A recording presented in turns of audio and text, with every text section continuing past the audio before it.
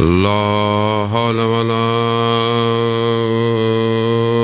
قوة إلا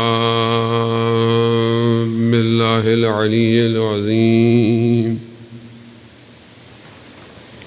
حسبنا الله ونعم الوكيل، نعم المولى ونعم النصير. أعوذ بالله من الشيطان الرجيم. بسم الله الرحمن الرحيم. الحمد لله الذي يؤمن الخائفين ويرفع المستضعفين ويضع المستكبرين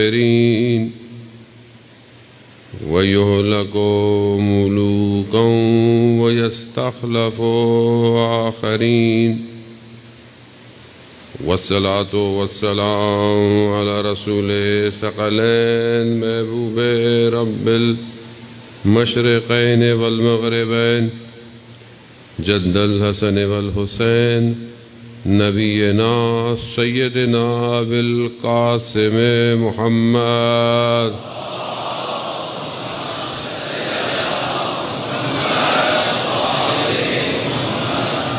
وعلى آله الطيبين الطاهرين المعصومين، لا سيما بقية الله في الأرضين. روحي وأرواحنا لتراب مقدم الفداء، ولعنة الله على أعدائهم أجمعين. بسم الله الرحمن الرحيم. رب اشرح لي صدري ويسر لي أمري واحلل عقدة من لساني يفقهوا قولي. أما بعد، فقد قال الله تبارك وتعالى في كتاب الحكيم والقرآن المجيد: وما خلقت الجن والإنس إلا ليعبدون. صلوات بھیج دے محمد والے.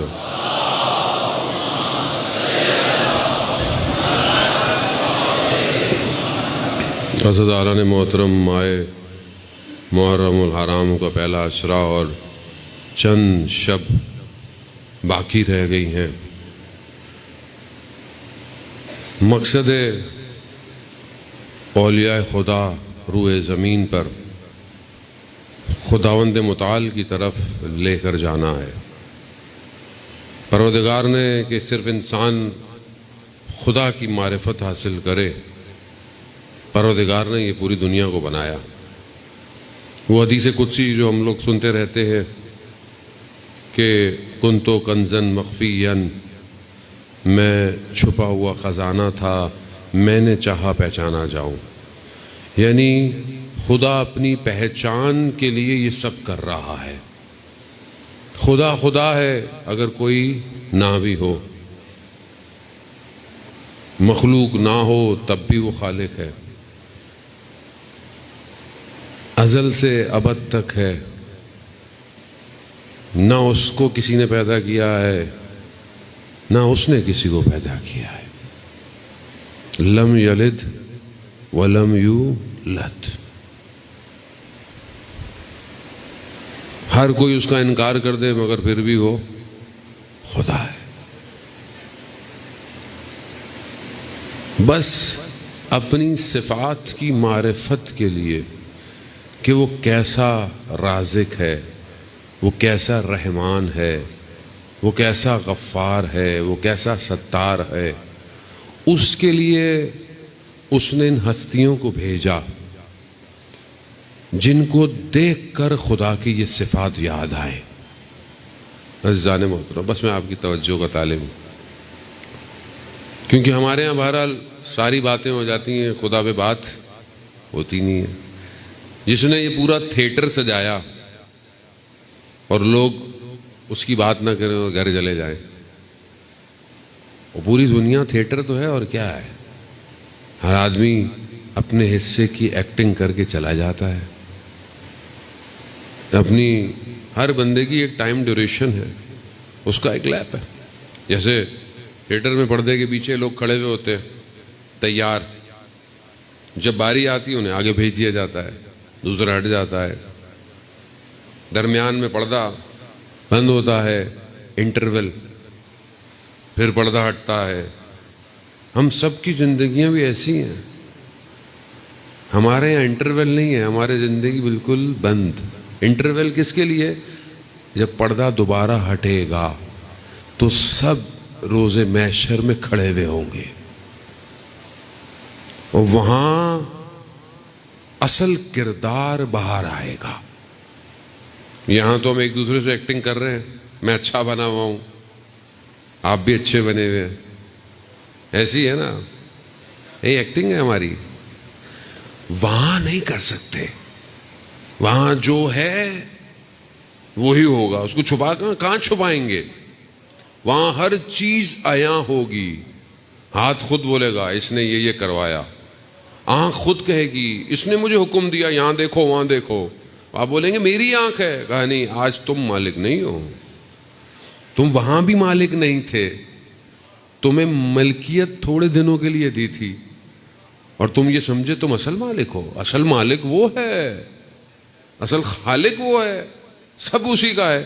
اس دن کوئی چیز چھپ نہیں پائے گی، سب. وہ کہتا ہے میں ذرہ برابر بھی تم نے کوئی نیکی کی ہوگی میں تمہیں دکھاؤں گا،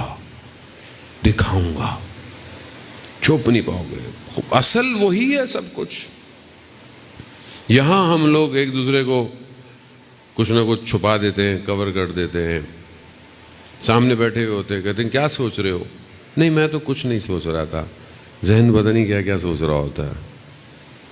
کوئی چیز گزرتی ہے، ذہن جوانوں کا بہت تیزی سے چلنا شروع ہو جاتا ہے. مین فریم کمپیوٹر کی سپیڈ سے چلتا ہے. کسی چیز کو دیکھتے ہیں تو دور تک چلے جاتے ہیں، مگر پتہ نہیں ہوتا کہ کیا دیکھ رہا ہے. خدا سورہ توبہ میں پروردگار آیت نمبر غالباً 105 اپنے حبیب سے یہ کہہ رہا ہے کہ ان سے کہہ دو یہ عمل کیے چلے جائیں. اللہ، رسول اور ایک جماعت دیکھ رہی ہے. ان کا دیکھنا ہمارے دیکھنے کی طرح نہیں ہے. یعنی آپ وہاں سے کوئی اٹھے گا تو میں شاید دیکھوں گا. یہاں آپ کے اندر نیت، ارادہ ہوا کچھ کرنے کا، وہ دیکھ رہے ہیں. کیسے آپ کہتے ہیں کہ پروردگار کہتا ہے کہ اگر کوئی گناہ کی فکر کرے اور گناہ نہ کرے تو میں اس کو سزا نہیں دوں گا. کیسے خدا کو کیسے پتہ چلا یہ گناہ کی فکر کر رہا ہے؟ اور اگر کوئی نیکی کی نیت کرے اور نیکی نہ کر پائے میں اسے نیکی کا ثواب دوں گا. اس کا مطلب ہے کہ اس کا کیمرہ اندر ہے، اندر جو لہریں اٹھ رہی ہیں ان کو وہ چیک کر رہا ہے، اس کی نیت کیا ہے. وہ اتنا انسان کے اوپر فوکس ہے، اور انسان اس کی بارگاہ میں کیسے ہے. آیت اللہ بہاؤالدین رضوان اللہ تعالیٰ علیہ بہت بڑے عارف، ان کا شاگرد کہتا ہے کہ میں گھر سے نکلا درس پہ جانے کے لیے، بارش جیسے بہرحال یہاں پانی، تھوڑا سا پانی پڑا ہوا تھا سڑک، بارش، ایک گاڑی گزری تیزی سے اور دھیان نہیں دیا، پانی کی چھینٹیں میرے لباس پہ آئی، چلا گیا. میں نے اس کو تھوڑا بہت برا بھلا کہہ دیا. بہرحال ایک طالب علم کیا برا بھلا بولے گا. بہرحال اس نے گئے، لباس چینج کیا، آغا کی خدمت میں پہنچے. آغا سر جھکائے بیٹھے، کتاب پہ کچھ لکھ رہے تھے. دیکھا نہیں، کہا کہ اگر اس ڈرائیور نے غلطی کی تھی تو آپ نے کیوں غلط الفاظ استعمال کیے؟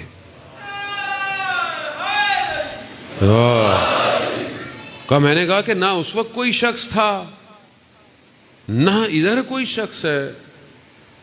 اللہ، رسول، مومنین کی جماعت دیکھ رہے ہیں.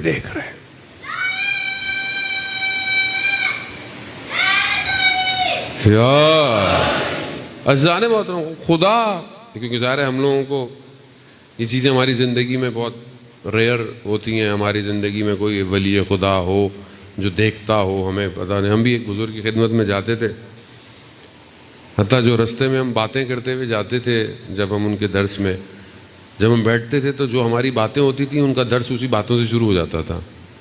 ہم کافی عرصے تک پریشان رہے, ہم میں سے کوئی ان کو پہلے بتا دیتا ہے کیا ہے, مگر نہیں, وہ دیکھ رہے ہیں,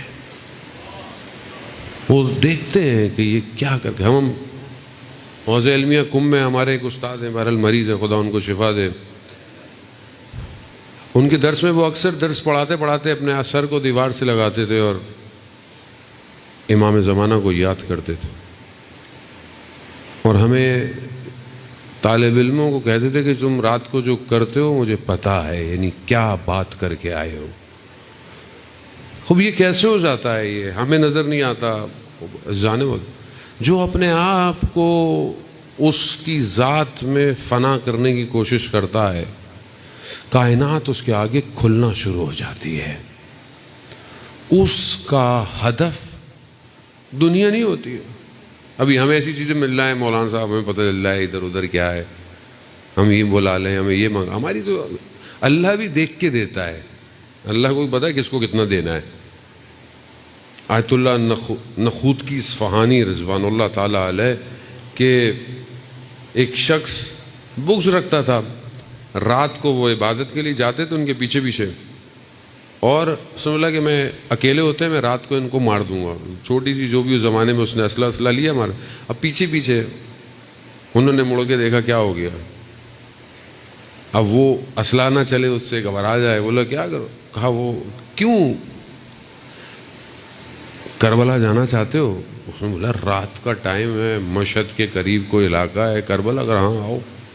ہاتھ پکڑا اس کو, چند قدم کربلا, رات کو کربلا. کہا نجف جانا ہے, کہا چلو نجف, مدینہ, مکہ. رات کو سیر کرائی, دوسرے دن تھوڑی دیر بعد وہیں چھوڑ دیا آگے. کہا اب پھر بہرحال یہ بزرگ تھے, یوں ہاتھ پھیرتے تھے, حافظہ بھی واپس ہو جاتا تھا. یعنی جتنا بتانا ہے دکھانا ہے, باقی ڈیٹا ڈیلیٹ. عزیزان محترم خوب یہ ہے, لیکن اس کا مقصد کیا ہے؟ صرف بندگی ہے, دکھانا نہیں ہے, شو آف نہیں ہے کہ بہرحال آپ کچھ. اللہ کے ولی ہمیشہ معاشرے میں اس لیے ہوتے ہیں کہ معاشرے کی بیک بون ہوتے ہیں, معاشرے کو چلاتے ہیں. یہ تو نارمل ولی ہیں, جو خود ولی الزمان ہے, اس کے وجود کی وجہ سے یہ ساری چیزیں قائم ہیں. جیسے دنیا گریویٹی فورس کی وجہ سے ہم سب کو کھینچے ہوئے ہے, حجت خدا کائنات میں اس کا وجود ہر چیز کو قائم کرنے کے لیے رکھا ہوا ہے خدا نے. حدیث ہے کہ اگر حجت خدا ضروع زمین سے ہٹ جائے, پوری کائنات آپس میں ٹکرا جائے گی, یعنی قیامت آ جائے گی, ختم. حجت خدا ہر دور کے اندر, جب نبی تھے تو نبی ہیں, اوصیاء, اور پھر اس کے بعد یہ ائمہ علیہ الصلوۃ والسلام کا. اس امام کو سمجھنا اس لیے ضروری ہے, جب تک آپ کو امام کی یہ معرفت نہ ہو کہ یہ ہستی کیا ہے اور اس خدا نے کیوں رکھا ہوا ہے تب. لیکن کیونکہ خدا ہی سمجھ میں نہیں آیا آج تک, خدا کیا ہے, لا الہ الا اللہ زبان سے پڑھا اور گھر چلے گئے. خدا کہتا ہے کہ تم میرا ذکر کرو, میں تمہارا ذکر کروں گا. میرا ذکر تو کرو, میں تمہارا ذکر کروں گا. حضرت یوسف علیہ السلام جب زندان میں تھے اور دو لوگوں نے خواب دیکھا اور ان میں سے ان کی تعبیر بتائی, ایک کو کہا کہ تم دار پہ لٹکائے جاؤ گے, ایک کو کہا کہ تم جو ہے وہ جو زمانے میں تمہارا بادشاہ ہے تم اس کے قریب چلے جاؤ گے, اس کی خدمت کرو. وہ جو دوسرا جانے لگا تو قرآن میں آیات ہے, حضرت یوسف نے جو ہے وہ اسے کہا کہ جب تم اپنے بادشاہ رب کے بعد جاؤ تو ہمیں یاد کرنا. یعنی کیا؟ یعنی ان سے آگے کہنا کہ بھائی ایک شخص ایسا اندر ہے. روایات کہتی ہیں کہ اللہ سبحانہ و تعالیٰ کی ذات کو یہ بات پسند نہیں آئی. بہرحال وہ نبی ہیں, معصوم ہیں, اور ان کا درجہ بہرحال وہ خدا جانے، اور ان کے آپس کے معاملات ظاہر ہے ہم اس کو بیان نہیں کر سکتے، لیکن کہتے ہیں کہ خدا کو یہ اچھا نہیں لگا کہ مطلب یوسف، پھر کہتے ہیں کہ انہیں دکھایا سمندر کے تہے میں پتھر کے اندر ایک کیڑا ہے، خدا نے دکھایا کہ دیکھو اس کو غذا کون دے رہا ہے؟ ہم دے رہے ہیں، تو آپ کیوں پریشان ہو رہے ہیں؟ ہم نے آپ کو آپ کے بھائیوں سے بچایا، مصر کی عورتوں سے بچایا، ہمیں پتہ ہے آپ کا۔ کہتے ہیں 7 سال زندان ایکسٹینڈ ہو گیا، 7 سال پہلے تھے، 7 سال کہا کہ اور رہی ہے۔ بہرحال بہرحال وہ ہم ان باتوں کو شاید الفاظ اور درک نہیں کر سکتے۔ زندان جو جس حضرت یوسف کے لیے تھا وہ زندان پاکیزگی اور عصمت کا زندان تھا کہ جس میں حضرت یوسف کو رکھا گیا۔ ایک شخص کتاب میں بتاتے ہیں کہ وہ بہرحال بہت خوبصورت تھا، جوان تھا اور مزدور ٹائپ کا تھا، لیکن بہرحال وہاں پہ اس قبیلے کی جو بھی سردار تھا، اس کی خاتون تھی، اس کا دل جو ہے وہ اس پر آیا، تو کسی طریقے سے گھیر کر اس کو اس خیمے میں بلایا۔ جیسی وہ اندر گئیں تو اس نے کہا کہ خدا کے لیے اس جہنم کی آتش سے دور رکھو اپنے آپ کو، اور وہاں سے بھاگا، یعنی بھاگتے بھاگتے بھاگتے اتنا بھاگا کہ کوئی پیچھا نہ کر پائے، اور آخر کار صبح شام بھاگتا رہا، اور پھر جا کر ایک درخت سے اس نے ٹیک لگا کر بیٹھا، تو اچانک سے دیکھا کہ ایک ہریالی سی آ گئی ہے، ایک سب سا نور آیا ہے، اور کچھ لوگ آئے ہیں اس کو لے کر جا رہے ہیں۔ دیکھا ایک خوبصورت سا جوان ایک تخت پہ بیٹھا ہے، اور اس نے والے کون ہے یہ؟ کہا یہ حضرت یوسف ہے۔ کہا انہوں نے تمہیں بلایا ہے کہ جس طرح حضرت یوسف نے اپنے آپ کو پاک دامن رکھا، تم نے بھی اپنے آپ کو پاک دامن رکھا ہے۔ آج کا جوان جان تو، کیونکہ قرآن احسن القصص بیان کر رہا ہے، اگر آج آپ کی ایک نگاہ، ایک قدم، ایک عمل اللہ کی خاطر، اگر آج جوان اپنی ایک نگاہ کو بچاتا ہے، خدا کیا کہہ رہا ہے؟ میرا ذکر ہے یہ، تم کرو ایک قدم، میں تمہارا ذکر کروں گا، میں تمہیں بچاؤں گا۔ حضرت یوسف علیہ السلام، اور پھر اس کے بعد یہ سلسلہ اس طرح چلتا رہا کہ جس نے اپنے آپ کو خدا کے لیے بچایا، پھر خدا نے ان کے ذکر کو کتنا عام کر دیا۔ لیکن کیونکہ خدا ہمیں سمجھ میں آئے، ہمیں لگتا ہے کہ اسلام کے جو اصول ہیں وہ زندان ہے، وہ زندان نہیں ہے، وہ قید نہیں ہے، وہ آزادی ہے۔ مجھے کسی بچی نے لٹریچر سے بھیجا، پورا نہیں پڑھ پایا میں، کہ مولانا صاحب آپ آزادی کی باتیں کرتے ہیں، آزادی ایسے ہی مفہوم ہے، حقیقت نہیں ہے۔ کہا کہ کیسی آزادی؟ کہا میں اپنے بدن میں قید ہوں، اگر فزیکل جو لاز ہیں، میڈیکل لاز ہیں، میں ان کو فالو نہیں کروں تو میں مریض ہو جاؤں گی۔ ہوا کہاں آزاد ہے؟ بہرحال وہ بچی ظاہر ہے آج کل کے معاشرے کے اندر بچے جو پڑھ رہے ہیں ان کے، وہ بہت اچھی بات ہے، بچے اگر اچھا سوال کریں اور یہ وہ، اصل آزادی اس بدن کی نہیں ہے زانے محترم۔ بدن ہو سکتا ہے 7 سال 14 سال قید ہو، نفس آزاد ہونا چاہیے، نفس آزاد ہو۔ کوئی آپ کے بدن کو قید کر لے، کوئی آپ کے چیزوں کو پکڑ لے، مگر کربلا کے واقعے کے بعد جن کو اسیر بنایا گیا وہ اسیر تھے، دشمن سمجھا کہ میں ان کو زندان میں لے کے جا رہا ہوں، میں ان کو، مگر وہ قید تھے۔ انہوں نے تو پوری دنیا کو آزاد کروایا ہے، قیامت تک کی یزیدیت کے نظام سے انہوں نے آزاد کرایا۔ وہ آزادی اسے کہتے ہیں۔ ہمارے پاس آزادی کی ڈیفینیشن نہیں ہے۔ ہم سمجھتے ہیں کہ آزادی کیا ہے کہ کوئی قید نہ ہو، خاتون جو دل چاہے کرے، آج کی بچی جو دل چاہے کرے، جوان جو چاہے کرے۔ اسی آزادی کے شوق میں تو یہ ویسٹ جاتا ہے کہ وہاں کچھ بھی کر لو، سڑکوں پہ کچھ بھی کر لو۔ مولانا صاحب، ہم میں ظاہر دنیا میں مجلس پڑھنے جاتے ہیں، لوگوں کے ذہن میں کچھ اور ہے، ویسٹ جو جاتا ہے اسے پتہ چلتا ہے سنہری زندان ہے، سنہرا ہے لیکن زندان ہے، اڑ نہیں سکتے، پھنسے ہوئے ہو۔ لگتا ہے کہ آزادی ہے، مگر کیا آزادی ہے؟ انسان تنزلی کی طرف ہے، انسان تباہی کی طرف ہے. غیرت نہیں ہے معاشرے میں، حریت نہیں ہے معاشرے میں، عزت نہیں ہے معاشرے میں، کچھ بھی تو نہیں ہے معاشرے کے اندر. ہمیں لگتا ہے کہ بہرحال انسان اگر لخت ہو جائے، لباس سے جو کھول دے، تمہاری آزادی ہے. تو پھر تو جانور سب سے زیادہ آزاد ہے دنیا کے اندر. اللہ نے اپنے انبیاءوں کو کیوں بھیجا؟ کہ انہیں حقیقی آزادی دے. کس سے؟ جہنم کی آتش سے. عزیزانو، جہنم کی آتش سے آزادی کے لیے 1,24,000 اتارے اس میں. مگر جتنے بھی آئے، کسی نے یہ نہیں کہا کہ ہمیں مانو، کہا لا الہ الا اللہ، اللہ کو مانو. عزیزانو، آج ہماری زندگی میں خدا کہاں ہے؟ جو چیز انسان کو ولی الزمان تک لے کے جا سکتی معرفت ہے. آج مسلمانوں کی تعداد اچھی خاصی ہے، لیکن مسلمان آزاد نہیں ہے. مسلمان ذہنی طور پر قید ہے. آج آپ کے سامنے رات کو فلسطین میں ٹھیک ٹھاک جو ہے وہ شہید کیے کچھ لوگوں کو. مسلمان خاموش ہیں.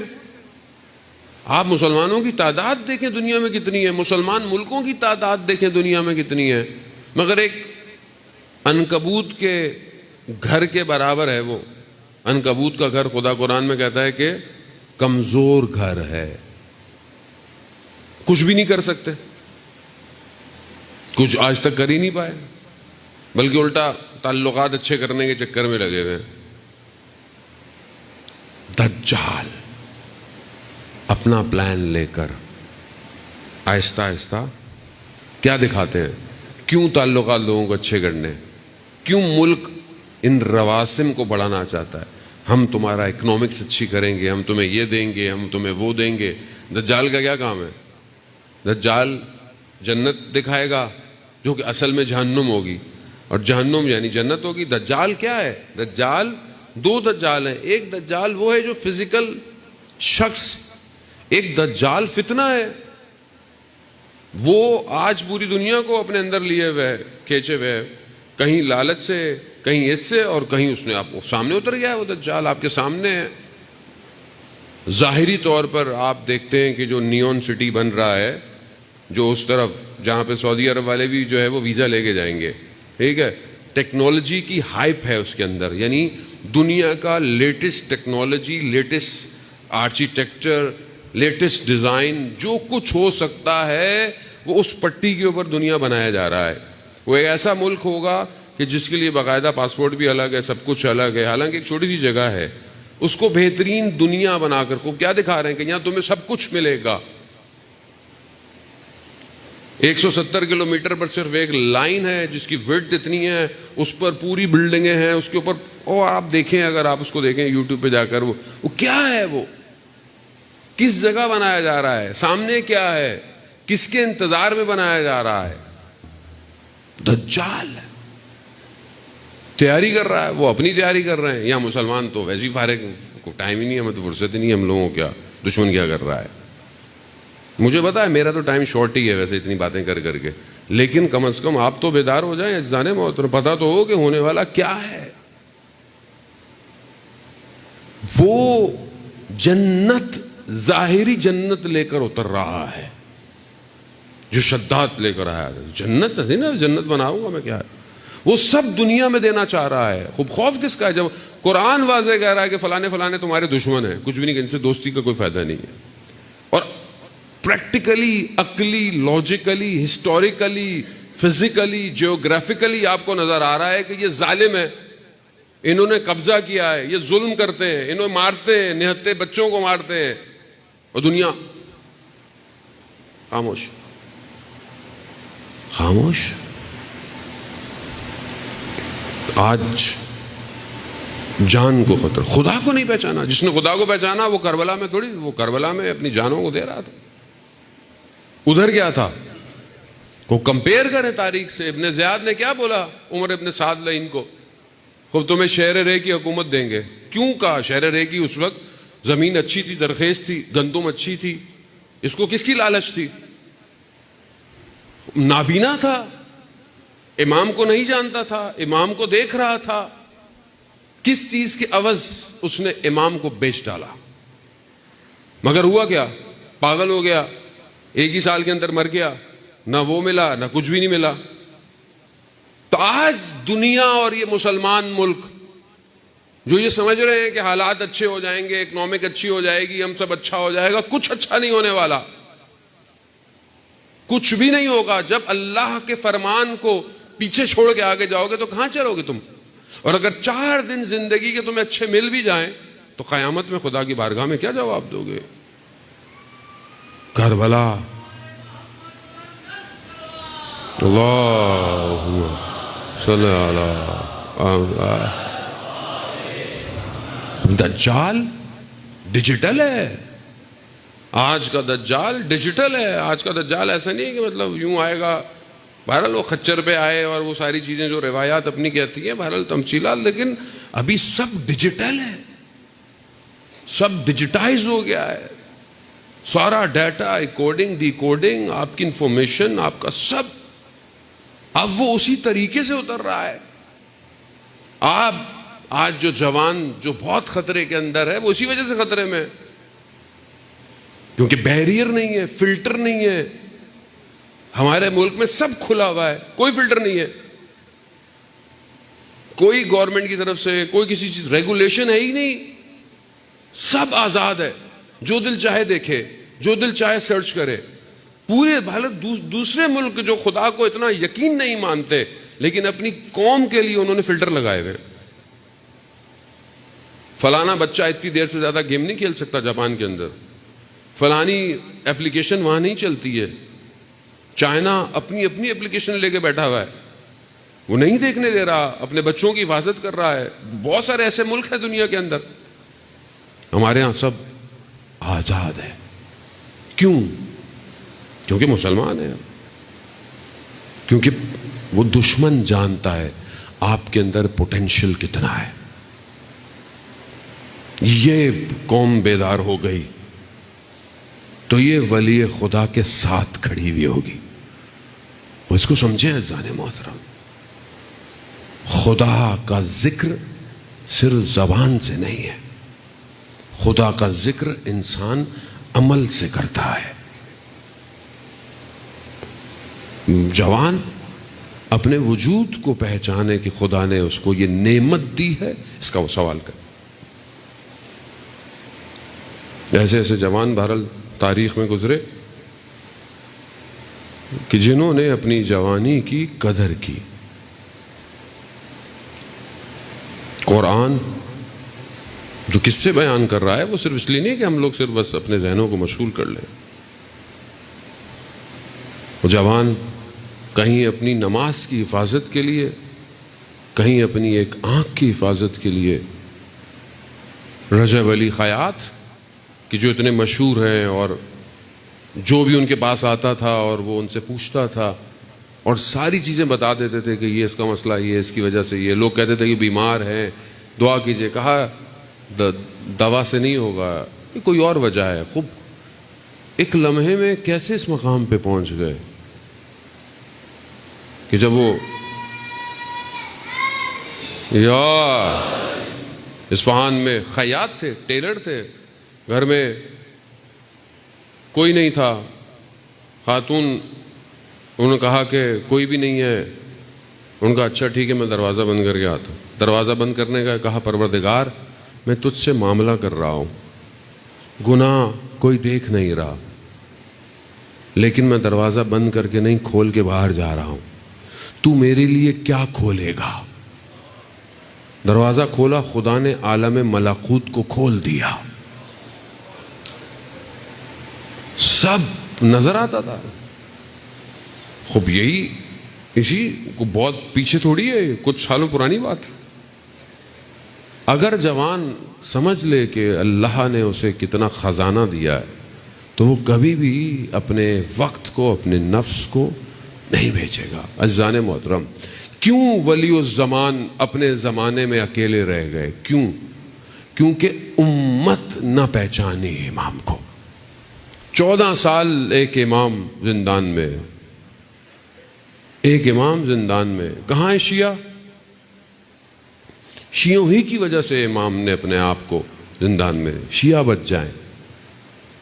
کوئی سامرا میں گھر میں قید ہے، کوئی کہاں ہے، کیوں نہیں پہچانے؟ اب وہ ٹائم آ گیا ہے کہ ہم اپنے امام کو پہچانیں، اور جب تک نہیں پہچانیں گے یہ ظلم ستم ہوتا رہے گا۔ یہ آپ خاموشی سے دیکھتے رہے، کیا خبر سنی کان سے نکل گئی، کیا ہوا؟ اتنے شہید ہو گئے، اتنوں کو مار دیا، اتنوں کو فلسطین میں مار دیا، اتنے 100 بچے یمن میں مر گئے، اتنے خوب آپ سنتے رہے، آپ کو کیا ہے؟ آپ کے بچوں کو تھوڑی کچھ ہو رہا ہے۔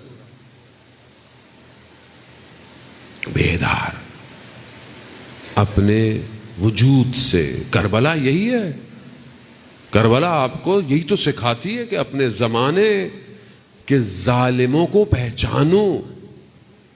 کربلا صرف اس لیے نہیں کہ آپ آئیں گریہ کر کے گھر چلے جائیں، نہیں۔ کتنے لوگ تھے جو واقع کربلا کے بعد جب اسیران کربلا کو کوفہ لے کے گئے تو باہر رو رہے تھے، گریہ کر رہے تھے۔ بی بی زینب سلام اللہ علیہ نے فرمایا کہ تمہارے رونا اب تمہیں کچھ دینے والا نہیں ہے، تمہیں آنا چاہیے تھا کربلا، تم بیٹھے ہوئے رو رہے ہو۔ توابین جنہوں نے بعد میں قیام کیا اور سب، اگر کربلا آتے تو کس مقام پہ ہوتے؟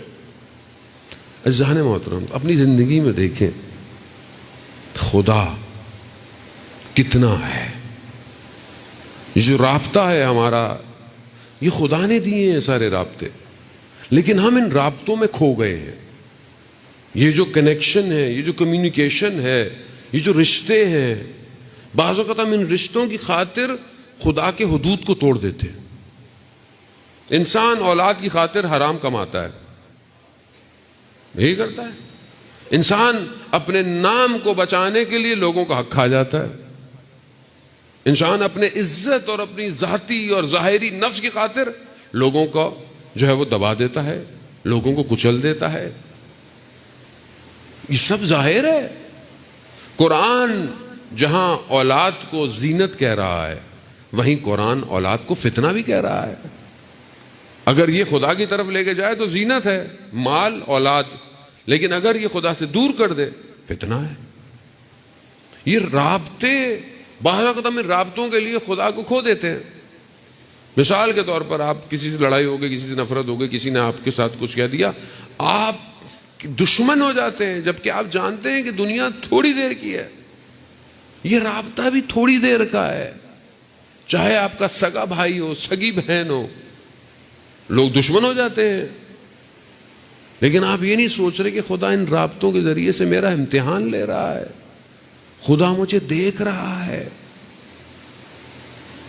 یہ رابطے تھوڑی دیر ہیں، جہاں آپ مر گئے وہاں آپ کا نام ختم ہو گیا۔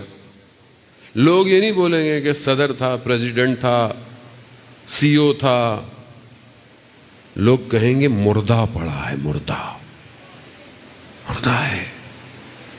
پروردگار مرتے ہی انسان سے اس کی شناخت چھین لیتا ہے۔ یہ سب ٹیمپریری رابطے ہیں، اصل رابطہ پروردگار ہے۔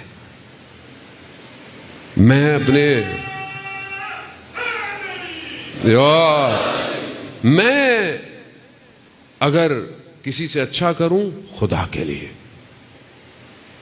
آپ ائمہ علیہ السلام کی زندگی کے اندر دیکھیں، مولا کائنات جنگ ہے، اور جنگ کے اندر آپ سچویشن دیکھیں، دشمن کے اوپر آ کے بیٹھ گئے، اور بس دشمن زیر میں تھا، اس نے اہانت کی، گستاخی کی، امام کھڑے ہو گئے، امام ٹہلنے لگے، تھوڑی دیر بعد امام نے پھر اس کو مار دیا۔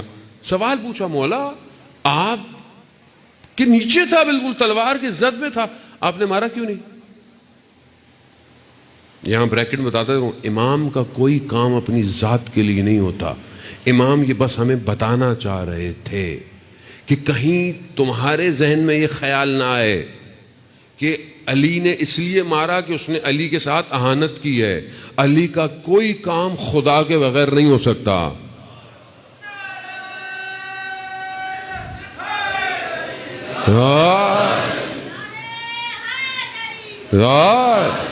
تاکہ کہیں یہ خیال نہ آئے کہ یہ کہاں ہو سکتا تھا کہ حضرت علی بولتے کہ نہیں میں نے اپنے، ہاں یہ تو ہمیں بتانے کے لیے انہوں نے کہا جس نے شب ہجرت اپنی مرضیوں کو بیچ دیا ہو اس کی اپنی کوئی مرضی نہیں ہوتی.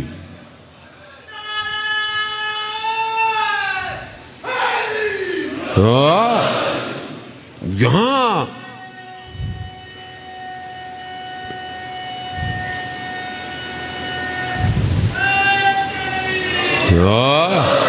جانتا ہوں خدا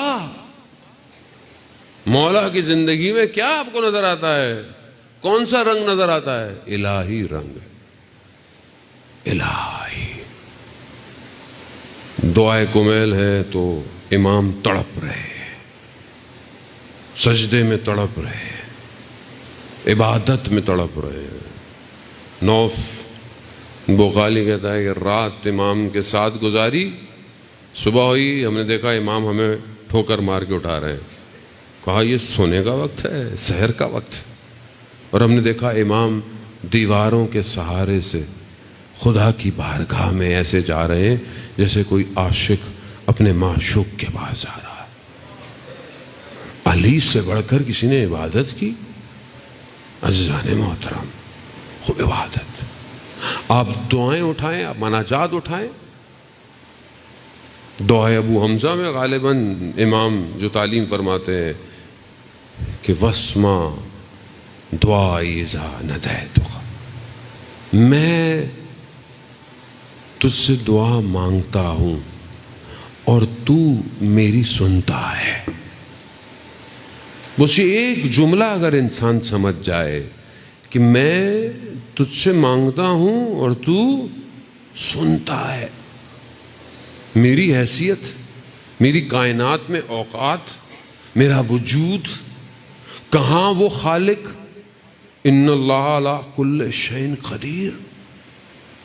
میں مانگتا ہوں پروردگار اور تو سنتا ہے. میں مانگتا ہوں، میں واقعی اس سے مانگتا ہوں.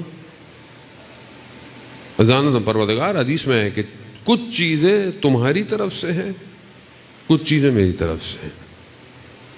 پروردگار کہتا ہے کہ مغفرت میری طرف سے ہے مگر توبہ تمہاری طرف سے ہونی چاہیے. میں مغفرت کروں گا تمہاری لیکن توبہ کا استجابت میری طرف سے ہے، قبولیت میری طرف سے ہے مگر دعا تمہاری طرف سے ہونی چاہیے. خود دعا تو مانگو، میں استجاب کروں گا. مولانا صاحب دعائیں مانگ مانگ کے تھک گئے، قبول ہی نہیں ہوتی ہے. مانگ کیا رہے ہو؟ کیا مانگ رہے ہو؟ وہ قرآن کی جو آیت ہے کہ مانگو میں استجاب کروں گا، اس کی ذیل میں علامہ طباطبائی فرماتے ہیں، میں پہلے کئی دفعہ عرض کر چکا ہوں کہ روز قیامت میں ایک شخص کو بہت سارے ریوارڈ ملیں گے، جزا. کہے گا پروردگار یہ تو میں نے کام نہیں کیا تھا. کہا نہیں، وہ جو تم نے دعائیں مانگی تھیں اور پوری نہیں ہوئی اس کے بدلے میں نے تمہیں دیا ہے. تو وہ کہے گا کاش خدا میری دنیا میں کوئی بھی دعا قبول. مگر ہمارے پاس دعا مانگنے کا ٹائم. دعا کی حقیقت یہ نہیں ہے کہ وہ قبول ہو جائے. دعا کی حقیقت یہ ہے کہ آپ اپنے رب سے بات تو کریں. بات کتنی دیر بات ہے مجھے آپ بتائیں خدا سے. نماز پڑھتے ہیں، نماز تو چھوڑ دیں، خیر جو ہماری نماز، میں اپنی آپ کو نہیں کہہ رہا، یہ تو چھوڑ دیں، اس کو بھی کیلکولیٹ کریں تو پتہ نہیں کیا ہے. دعا کتنی دیر ہے؟ آج رات کو جائیے گا، ہر نماز کے بعد ٹائمر رکھیے گا کتنی دیر دعا ہے، جمع کر لیں. آپ پوری 5 نمازوں کی دعاؤں کو جمع کریں، کتنی دیر کی دعا ہے؟ 1 منٹ بھی نہیں ہے.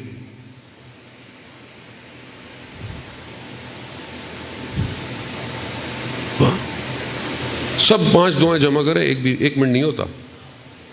1 منٹ نہیں ہے ہمارے پاس خالق سے بات کرنے کا. 1 منٹ. 24 گھنٹے 60 ملٹیپلائی بائی 24. میری تو میتھ بہت اچھی نہیں ہے بہرحال. 1 منٹ. اور ہم کہتے ہیں جی ہمارے پاس صحیفے سجادیہ ہے. صحیفہ سجادیہ کیا ہے؟ مولوی صاحب پتہ نہیں سنا ہے کیا ہے؟ دعاؤں کی کتاب ہے. کیونکہ ہمیں تو نہیں پتا دعا کیسے مانگنی ہے، وہی بتائیں گی جو خدا کو جانتے ہیں. انہوں نے کہا ہے کہ ایسے مانگو. اٹھائیں، کھولیں. چوتھے امام پر ہم گریا کرتے ہیں، امام ایسے تھے، امام کے ساتھ یہ ہوا. جو امام نے خود دیا، جو دشمن نے امام کو پہنایا، وہ ہم سب نے پہنا ہوا ہے. اور جو خود امام نے دیا ہے وہ نہیں ہونا. ہمیں کیا معذرت، آج کل دعا رابطہ ہے، رابطہ. اس دور میں جو آج ہم کہتے ہیں depression, stress, pressure, psychological factor, external factor, چڑچڑاپن، برداشت ختم ہو گئی ہے. کیوں ہے؟ کیونکہ آپ کے پاس انرجی کو ایگزٹ کرنے کا وے آؤٹ نہیں ہے. دعا پورے وجود کو اس کی بارگاہ میں جھکاتی ہے. چوتھے امام صحیفہ سجادیہ کی دعا، یا غنی الاغنیاء، اے بے نیازوں میں سب سے بڑے بے نیاز، انا افقر الفقراء، میں محتاجوں میں سب سے بڑا محتاج ہوں. دعا ہے، دعا. عزیزان محترم، رابطہ نہیں ہے. 1,24,000 پیمبر کیوں آئے تھے؟ یہ رابطہ ہو. کیونکہ ایک آدمی ہوتا ہے نا، دنیا کا رواج ہے، بھائی میں آپ کو نہیں سکھا رہا، میں آپ کو نہیں سکھا رہا. کیوں نہیں سکھا رہا؟ یہ سیکھ جائے گا، میری کرسی پہ آ جائے گا. دنیا میں ایسے ہی ہوتا ہے نا. آفس میں جائیں پالیٹکس، اسکول میں جائیں پالیٹکس، ڈپارٹمنٹ جائیں پالیٹکس. کچھ نہیں سکھا رہا. کیوں؟ بھائی یہ تو آگے آ جائے گا، اس کو میرے تعلقات پتہ لگے تو مجھے کاٹ دے گا. دنیا ایسی ہے. دین میں بھی ہم ایسے ہو گئے. عوام کو زیادہ پڑھا دیا تو کل کو یہ بولے گی مولانا اب کچھ اور بتاؤ، آگے بتاؤ، اس سے بھی آگے بتاؤ. ہم کہتے ہیں ان کو بتاؤ ہی نہیں، یہ ایسے ہی رہے. اسی چکر میں اوریجنل ٹیکسٹ دین کا وہیں پڑا ہوا ہے لائبریریوں میں، اور عوام واہ واہ واہ واہ واہ واہ، بس واہ واہ کا پیکج لے کے گھر چلی جاتی ہے. سوال ہے، خدا نے تو سوال کرنا ہی کرنا ہے. جانے محترم، امام دیکھ رہا ہے. امام بولے اتنے سارے لوگ تمہاری وجہ سے ٹوٹ جاتے ہیں، ہمارے نام کی وجہ سے آتے ہیں. اوریجنل ٹیکسٹ کیوں نہیں ہے ان کی زندگیوں میں؟ کیوں نہیں ہے؟ مناجات 15 جو مفاتیح الجناح میں ہے، 15 مناجات ہے، چھوٹی چھوٹی سی ہیں. جانے محترم، اب تو موبائل میں اپلیکیشن ہے آپ کے، مفاتیح الجناح، ڈیوائن پرلز، شیعہ ٹول کٹ، ساری اپلیکیشن ہے. جائیں کلک کریں، کلک کریں، 2-3 کلک ہیں. اردو کے اندر، انگلش کے اندر. ٹرانسلیشن پڑھیں، خبر بھی نہ پڑھیں، ٹرانسلیشن پڑھیں. شاکرین کی، توبہ کرنے والے کی، شکر کرنے والے کی، طلب کرنے والے کی، سب کی دعائیں چھوٹی چھوٹی سے خمسہ. ٹائم نہیں ہے. قول معصوم ہے، ٹائم نہیں ہے. نہج البلاغہ، ٹائم نہیں ہے. قرآن تو ویسی ٹائم نہیں ہے. کیوں ہے یہ سب؟ صرف خدا. کربلا، لا الہ الا اللہ. یہی ہے درس، یہی انسانیت. دانے موت آج جس کے لیے آپ جمع ہوئے ہیں، معرفت دیکھیں آپ. کربلا کیسے کیسے گوہر کو لے کر بیٹھی ہوئی ہے، کیسے کیسے گوہر. ماؤں نے نہ جانے کیسے کیسے گوہر لے کر کربلا آئی. شب عاشور امام سب کو بتا رہے ہیں یہ مقام یہ ہو. قاسم خیمے میں پیچھے بیٹھا ہوا ہے. جب دیکھا کہ سب ہو گیا، کہا چچا جان کیا ہماری باری نہیں آئے گی؟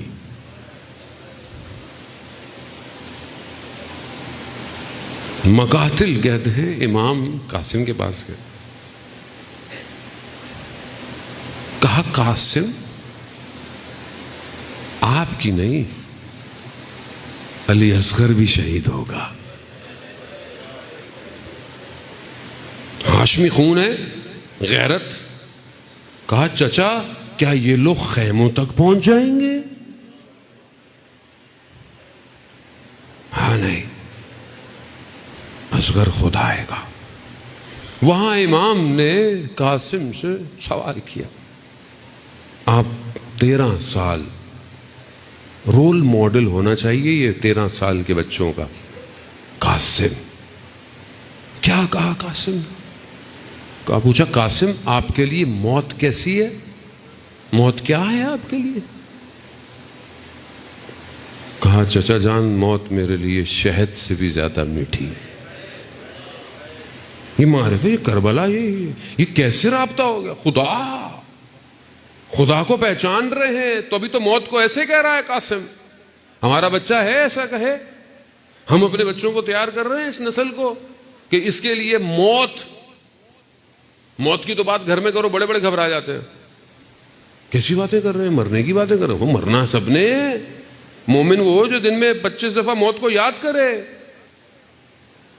موت قاسم رول ماڈل ہے جان محترم۔ 8 سال کی عراق ایران کی جنگ تھی، خرم شہر اسٹریٹجیکلی بہت امپورٹنٹ تھا، پوری فوج لگی ہوئی تھی کہ خرم شہر بچ جائے، لوگ نہیں تھے۔ یہ بچہ تہران میں رہتا تھا، اس نے کئی دفعہ بولا کہ میں جاؤں گا، جنگ میں جاؤں، جنگ میں جاؤں، جنگ میں۔ اس کی ایج ہی نہیں تھی، 13-14 سال کا تھا۔ اس کو کہتا ہے چھوٹو بھائی بھاگو یہاں سے، کدھر جا رہے ہو؟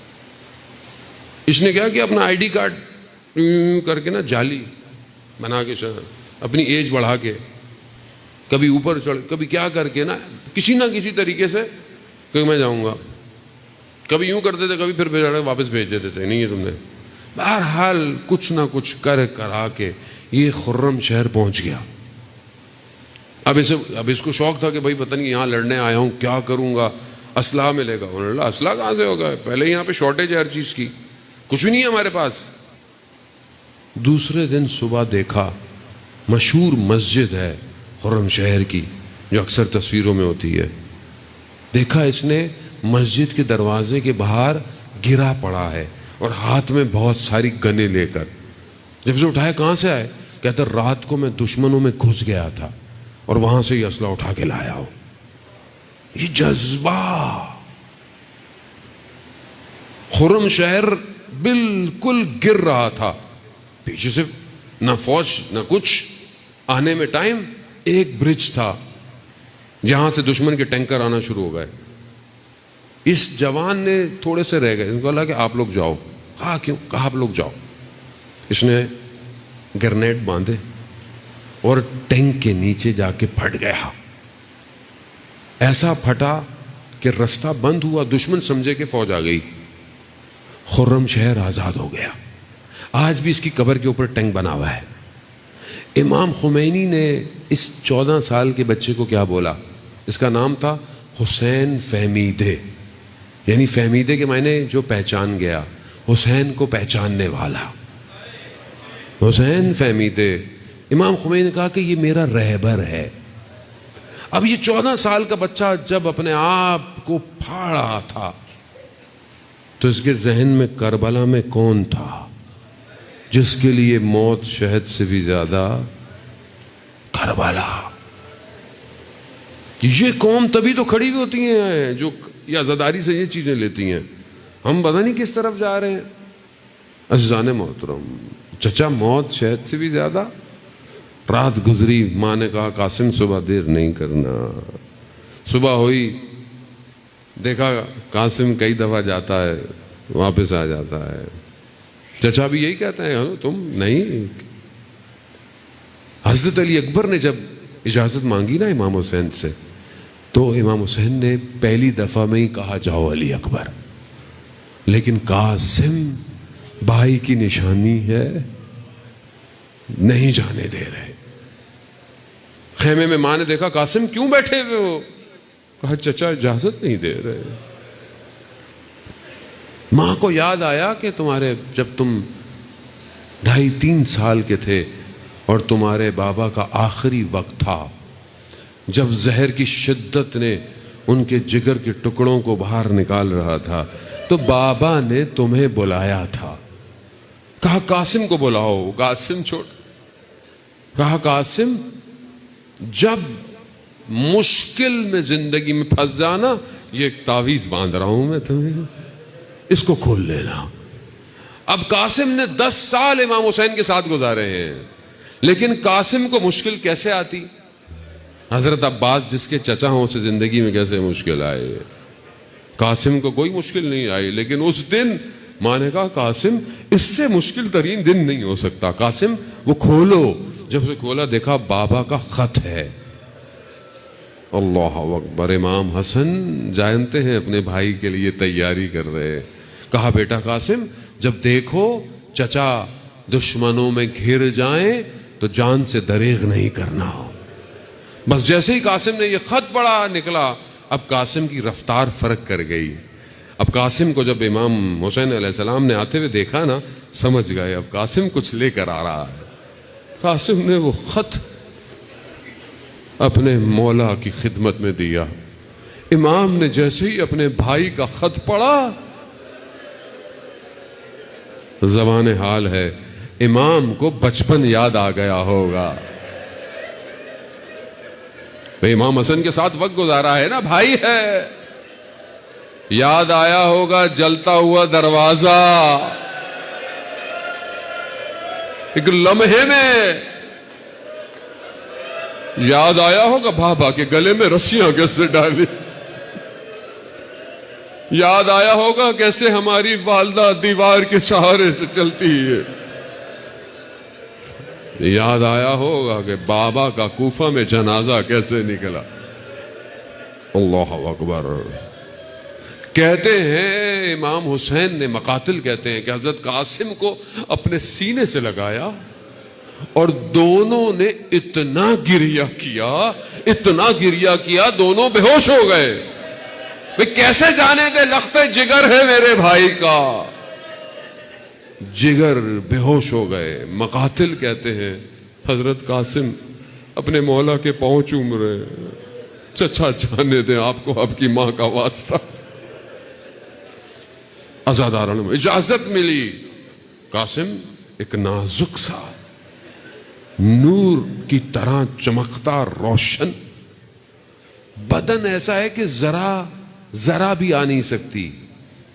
قاسم کو بٹھایا، پاؤں جو ہیں وہ زین تک نہیں لگتے، ان کو باقاعدہ تسموں کے ساتھ باندھا، مگر کیونکہ علی کا پوتا ہے۔ جب ادھر گیا تو دشمن نے دیکھا جو 400 لوگوں پہ بھاری تھا، اسے کہا جاؤ۔ قاسم کہا بچے سے مقابلہ کروں؟